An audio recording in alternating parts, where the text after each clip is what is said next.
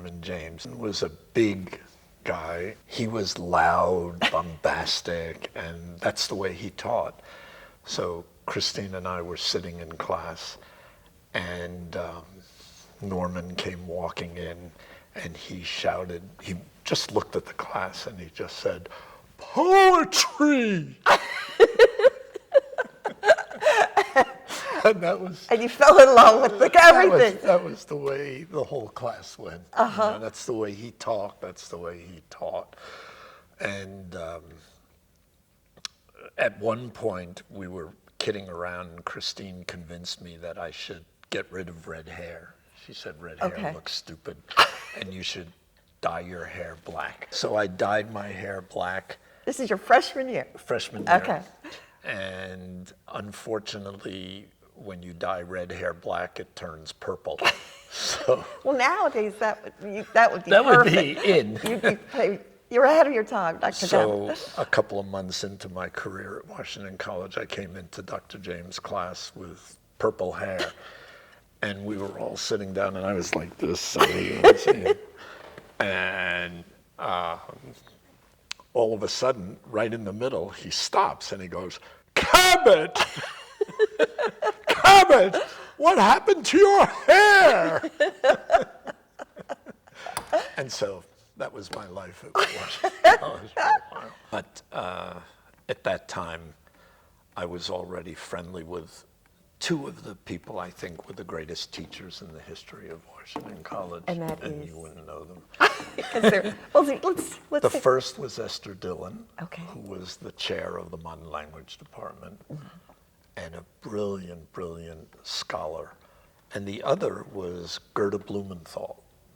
And she was also a modern language professor of, she spoke French and German and Russian, and I mean, she taught me everything along with Dr. Dillon. And I worked for Gerda for years. I even edited her books. Oh, afterward, later. Yeah. So after you graduated, which obviously it's safe to say you had a great experience, what made you come back to be a professor? And some friends got in touch with me and said, they need somebody to come down here and run the bookstore. Oh, I've always wondered why you ran the bookstore. So you came back to run the bookstore, not to be a professor. No, well, I insisted that I would only run the bookstore if they let me teach, because I was already teaching. Oh my gosh, you know I loved working for you at the bookstore. That was the best job to have. If you could work for you at the bookstore, you were so flexible about our hours. And we got a discount on everything. Well, people don't realize, but the bookstore used to be in a room in the basement of Bill Smith Hall. That's now the professor's lounge. Not that they really lounge there, but we have events down there. That's right. That was it became the professor's I walk around there and I say, this is where I stood. This is where your office was, in front of that fireplace. I don't know if you remember that. You mean the bookstore that we had? Yes, yes. And we went from sales of about, each year they were selling about $70,000, $80,000 in the bookstore. And when you were there, we got it up to $1 million a year. You know, so coming in to get those Swedish fish. That's right. I ate so many.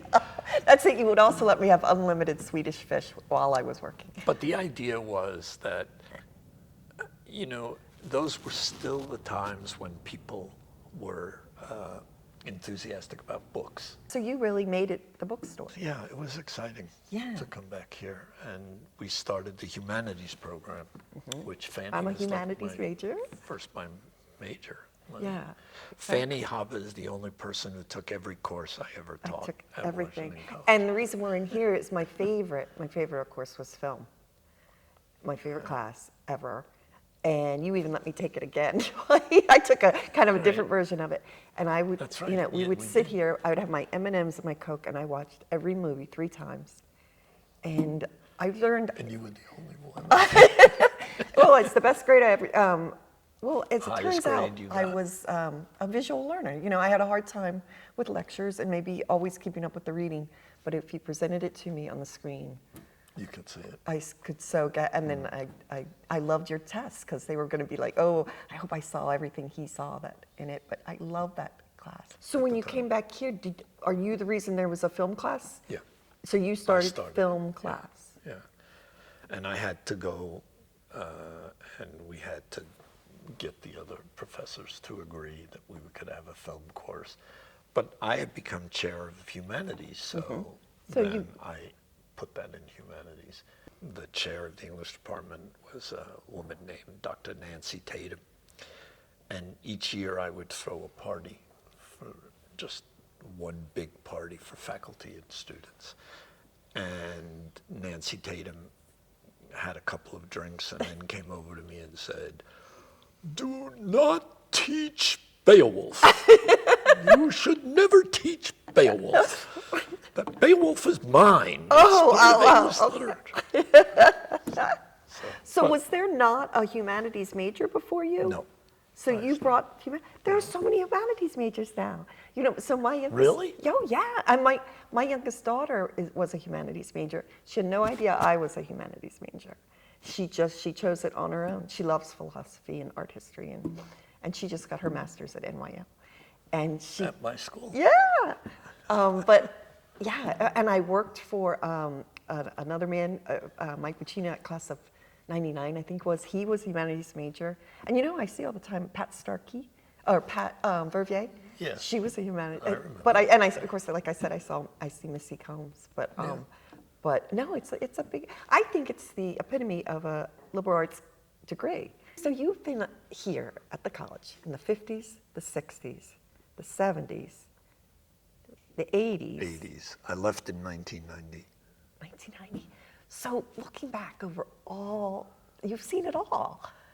And that was just an exciting Yeah, time. that is exciting. And Washington College was kind of it was fluid. You could do things Yeah. like that. You know, you didn't come here as a teacher pigeonholed and only do that one little thing. You did lots of stuff when you were here. Yeah, it is. So- I'd like to think it still gives professors and obviously students every opportunity that what they want to make out of it.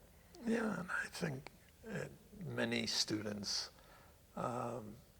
remember Washington College the way we do. I think It's so. just, Well, as part of my job, you know, I go and I visit everyone, from all eras, and I always say this, my favorite thing is everyone I talk to is positive. They had the most fun.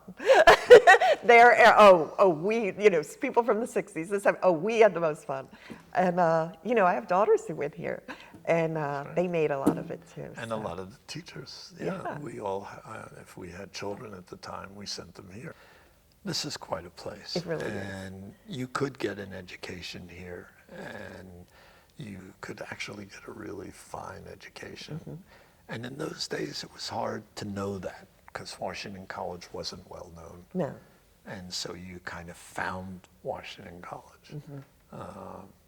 But it's amazing how some of the kids turned out and It really became is. leaders. And, Yeah. And a lot of it is thanks to professors like you and who changed our lives. You I really did. think it was the collective of the college that Yeah. made a difference. Yeah. The kind of an insulated world, Mm-hmm. but in that insulation, you got to do Everything. everything. Right. And That's how I learn felt. so much.